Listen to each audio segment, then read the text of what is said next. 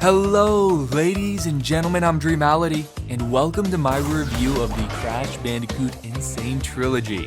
Is this collection worth your money? Is it worth your time? Well, here are my quick thoughts. The camera and the controls are the game's real enemy, however, this is still an amazing collection that I'm recommending. If you enjoy platformers, there's a good amount of fun and challenge to be had here. We are closer than ever before. Quickly, into the vortex! The first game begins with our hero Crash Bandicoot being experimented on by the evil Neo Cortex. Cortex created Crash and wants him to be the leader of his army. Crash escapes, but his girlfriend is left behind. Crash must make his way back to Cortex to save her. Who says chivalry is dead? In Crash Bandicoot, Cortex strikes back. Cortex needs your help. Gather the energy crystals so Cortex can enslave the human race. Prevent the planets from aligning, thus saving the world. You can trust him, right? In Crash Bandicoot 3 Warped, the evil OoGaDa and Cortex are after the crystals once again and build a time machine so they can travel to each of the crystals' time and place of origin.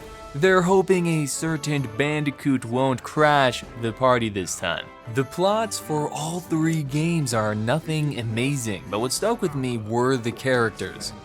The characters are wacky, but you gotta love them. Crystals, of course. No!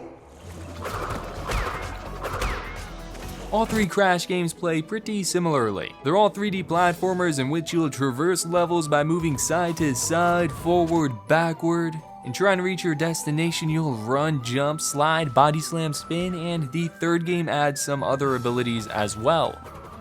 You'll find a variety of enemies, and I love this creativity. Sharks, frogs, knights, monkeys balancing pots, penguins, robots, guys with flamethrowers, mummies. There are a lot of things that want to kill ya, and I gotta say, the death animations are fantastic. There were times I would let an enemy kill me just to see that death animation. Sometimes there are some changes to the gameplay. You'll outrun boulders, ride hogs, polar bears, tigers, partake in motorcycle races, control a jetpack. In one of my favorite levels, you have a light source that will dwindle over time. You must refresh your light at the next checkpoint or you're stuck moving around in complete darkness. Don't expect much exploring here. The levels are all linear, branching off through bonus levels, and at times there's an alternate path. Thank goodness you can retry a bonus level as many times as you'd like. Dying in a bonus level does not go towards your lives. Oh, and you will die in these games. You will die a lot. You have a number of lives to keep track of, and once you are all out, it's Game over. Yeah, I saw that a million times. Once you reach game over, you can restart the level with 4 lives. You gain lives by collecting Crash or Coco icons depending on who you're playing as, or by collecting 100 of those juicy peaches. Peaches are all over the map as well as within boxes. The game keeps track of the boxes you broke throughout the level. Break all the boxes and you're rewarded a gem. This will keep the completionists out there busy. I love how the first game tells you how many boxes you missed. You may have just finished a very difficult level only to see you missed a ton of boxes. It's kind of a slap in the face, but it makes me want to go back and collect all of them. I prefer this presentation over the second and third games. In order to progress in the first game, your goal is to survive and complete each level. In the second and third game, you must survive and complete the levels as well, but you must also find each level's crystal. There were a couple times I was so happy I finally finished a difficult level, only to see I forgot to grab the crystal. Now I gotta do it all over again. Moral of the story, folks, pay attention. It's great to see every level for all 3 games has a time trial. In all 3 games, you can play as Crash or Coco Bandicoot.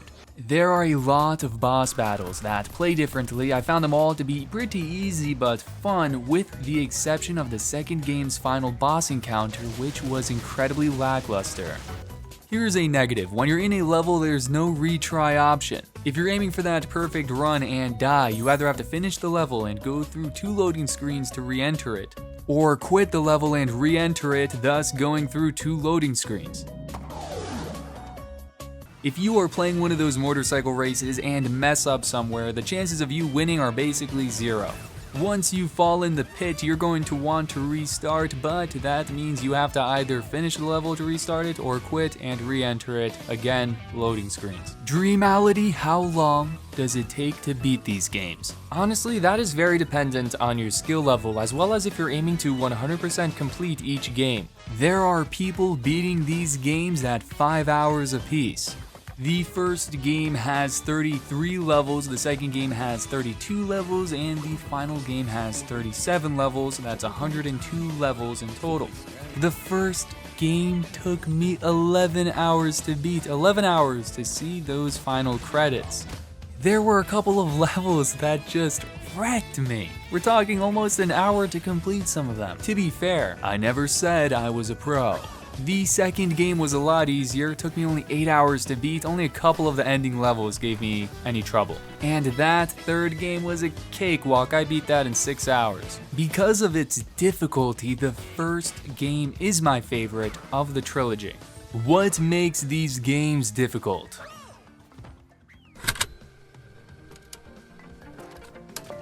The controls. The controls at times are unreliable, unpredictable. Landing jumps, killing enemies, controlling yourself in air, the jetpack levels, waterboard levels. It's all very aged and at times can be infuriating. The camera is also a bit of a mess.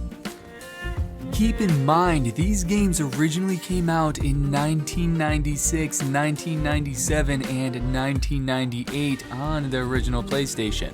So yes, the game may feel dated at times, but there's a part of me that likes playing the game in the same state as it was back then. Everything is doable, it's just going to take some extra patience.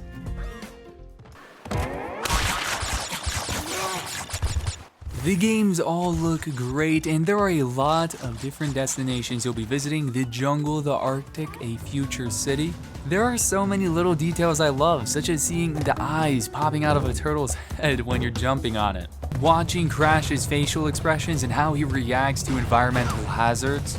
The look of concentration on that monkey's face as he tries to keep the pots balanced. And then there are details in the levels themselves, such as the hieroglyphics on those walls. Seeing Cortex in this classic ruler position and then jumping up and cheering once you are eaten by a lion. I'm always a fan of some rain and lightning, the little blue birds, little details that bring the levels to life. The music is wonderful, fun, there is a variety between all 3 games, and it does a great job of capturing the level that you're playing. One of the greatest sounds in video game history has to be opening up Aku's box. All 3 games run very well, however I do have a bit of a nitpick. The loading times take too long, they're 15 seconds each, there are so many of them that time adds up.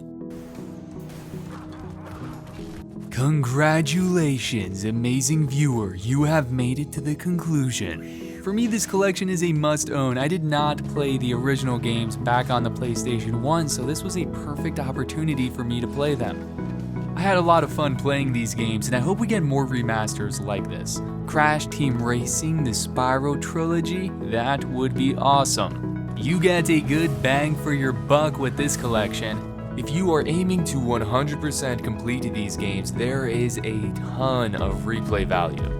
I don't love those loading times, the camera and the controls, they can be frustrating, but enough about my thoughts, I would love to hear your thoughts. If you have played the game, go ahead and share your experience so viewers get some perspective.